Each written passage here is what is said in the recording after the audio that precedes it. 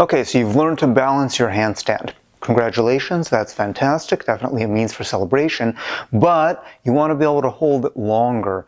You want to be able to go from, let's say, 10 seconds, which is what I consider the minimum for a balance that's intentional and not accidental, and you want to be able to get all the way up to holding it for 30 seconds or 60 seconds, because those are places where you really have a grasp on the balance.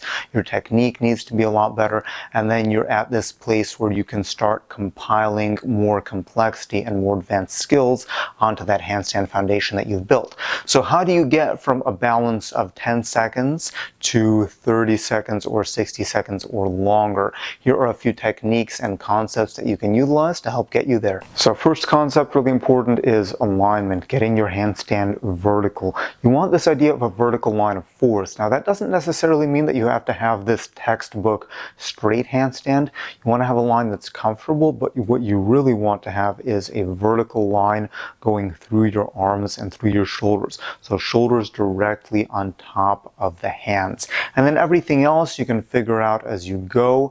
It's this idea that when you have a vertical line, you can use more of your skeletal structure to hold the position. So arms shoulder width, straight elbows, good position, and push in the shoulders. When you have this, you essentially can hold up your body weight very easily, and then you're not using excess energy to hold yourself up. What's more intuitive when people are initially learning to balance is to do something like a mini planche or bend the elbows, and what that does is it spreads the weight out and it lowers the center of gravity, which does make it a little bit easier to actually balance, but it also makes it more difficult to hold the position because now you have to use a lot more muscular force, and it's going to make you tired faster, as opposed to if you find the right alignment where you can use your skeletal structure, you can use your bones to hold yourself up, it becomes much more effortless, and it becomes something that's a lot more technical than it is physical, because the goal of handstand is that it is a skill. So you want to train it to the point that it's not physically draining or minimally physically draining until you get to the actual strength work where that's the goal. So finding this vertical alignment in a way that's comfortable for you to hold, and being comfortable in the position is also very important. That's going to be huge for allowing you to hold longer, because then you can focus a lot more on the balance rather than the physical attributes needed to hold yourself up. Another really important concept is refinement of balance, so not wasting excess energy on trying to correct yourself. And the goal for basically any kind of handstand balance is for the body to be as still as possible and for the movements to be coming from the wrist and the fingers.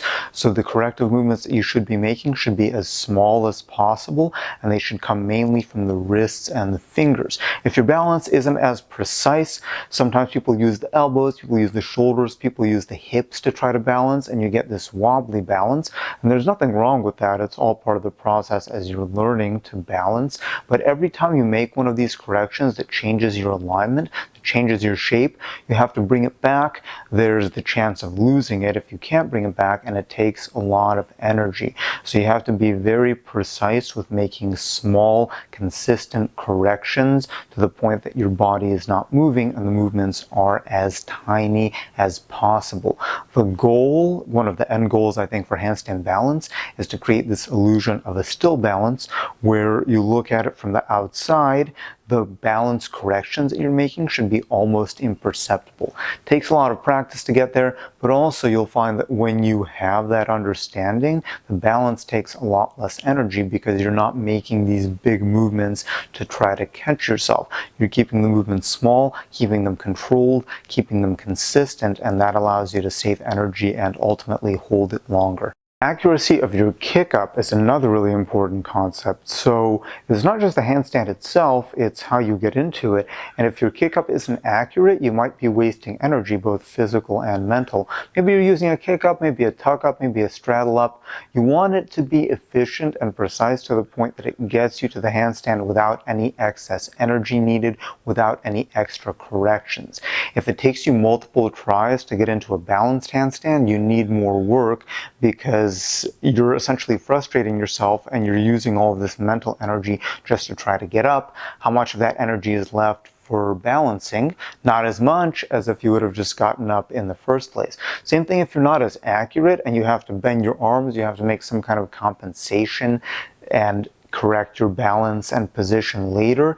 It's not wrong, it's good that you can do that, but also when you do that, you're wasting energy that could have been used for balance, that could have been used to hold yourself up longer. So if you don't have a consistent kick up, I recommend just working the movement by itself without trying to balance. See if you can do a few in a row. The goal is to understand it to the point that you can get yourself to a handstand each time without any balance corrections, so that when you do add that little bit of grip from the fingers, then it's very minimal. You don't have to do any extra work to get that balance and to hold it there.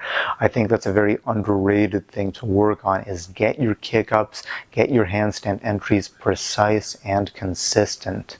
Another thing that can be really helpful is having a spotter. So I personally learned handstand without being spotted for it. It's not something that's necessary by any means. But once you get into these longer holds, it's just really nice to have someone either hold you or, even better, let go and only touch you if you need the help to stay up. And that's a really good way to get longer holds and better balance. So basically, if I was spotting someone who already balances fairly well, I'm not going to be touching them too much. I'm going to help them maybe get into position, and I'm just going to be there. And if I see that they were going out of balance, I would very gently coax them back into balance. And then that way you can get longer holds, you can do more endurance, and you can still add the balance corrections in there. So it's not necessary, but if you have someone who can spot you and who knows a little bit, because spotting is a technique, so not everyone is a good spotter. It's something that takes practice. It is something that takes understanding of what you're trying to help your partner achieve, but it's also a really good way to get longer handstand holds. And bonus, if your partner also trains handstands, because then you can switch off. One person spots, the other person does a handstand, you can switch, and that's actually a really good way to do kind of a long-term endurance set, because it's an act of rest and you're both switching off with each other. So yeah, not necessary, but it can be helpful if it's done right, if you can find yourself a good spotter. Another option to get longer holds is to use a wall assist. You have to be careful with how much you use the wall to help, but essentially you'd be doing your handstand near the wall, but far enough away that you're not going to be pushing off of it or relying on it. And this idea that when you lose balance, instead of coming back down, you just tap the wall and come right back. So even though you may have lost balance in a pure freestanding handstand, this way you don't have to come down. You can get back into balance without having to get back to the feet on the floor, and then you can get longer holds like this. This is useful if you're still at that stage where you're falling out of your handstand because your balance needs work. It's your technique that's making you fall, or rather your lack of technique, rather than your technique being good enough and then your physical attributes, your endurance or work capacity failing you. So those are two different ways to fall out of a longer handstand hold. But the wall assist can be really useful. Again, the wall is a tool, so you don't want to rely on it, but it's one of those things that, if used in the right way for your level, can help you reach that next step and get longer holds. Another good method to use if you're still falling out of your handstand before you get tired because your technique needs work is the floor is lava method. So basically, you're in your handstand, you lose balance, you fall down. Basically, the way that you fall down is you just tap the feet and get right back up. So this way, you're not really letting yourself fall, you're getting right back up as soon as possible, so your feet barely touch the floor, and hopefully you get back up in balance. If it takes you multiple tries, that's fine too, but the idea here is that your hands never leave the floor. So you get up, you hold, you balance, balance. Oh no, I lost balance. I'm going to come down to my feet with control, come right back up to another balance. So it's just like I barely missed a beat. It's okay, but I'm still trying to get those longer holds. So this is good if, let's say, you're setting a timer.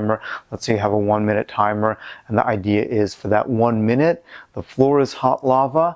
I'm wearing lava-proof gloves, but my feet are barefoot, so I don't want to let my feet touch the lava. So I'm holding my handstand, that's fine. If I come down, I immediately try to get back up as soon as possible, so I'm still hitting that 1 minute. Even though I may have fallen a couple times, I'm still getting as close as possible to balancing for that set amount of time, and eventually you don't fall at all and you hold for that whole time. So ground is lava method, also very useful. So another technique that I like to use is what I call the endurance drop set, and this is a great one because it incorporates both technical and physical failure.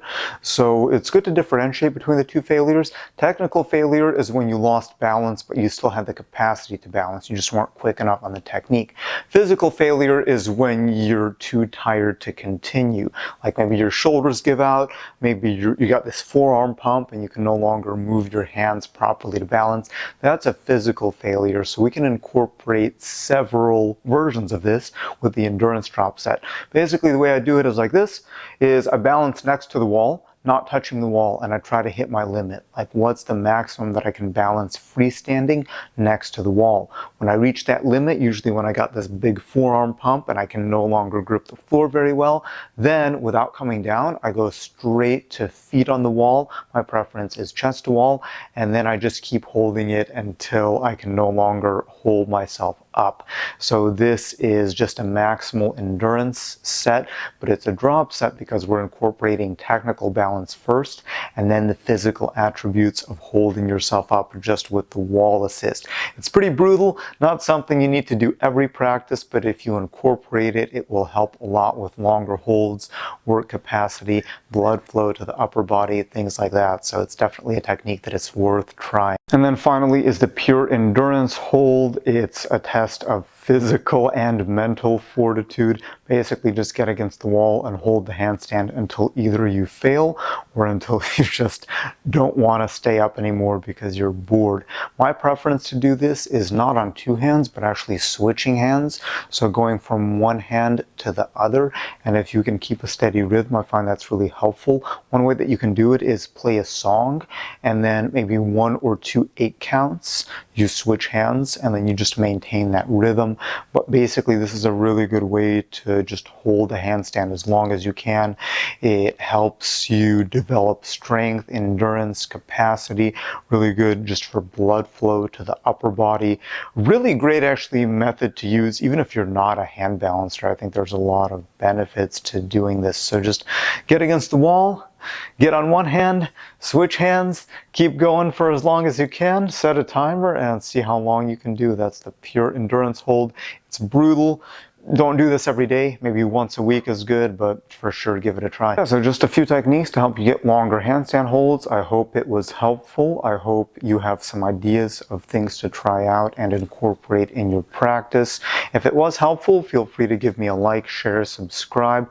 Feel free to check out the links below on ways that you can help support what I do financially, if that's something that you're into. I always appreciate your support either way. Let me know if there's anything else you'd like to see on this channel, and I'll try to get into it. Otherwise, I hope you enjoyed the video.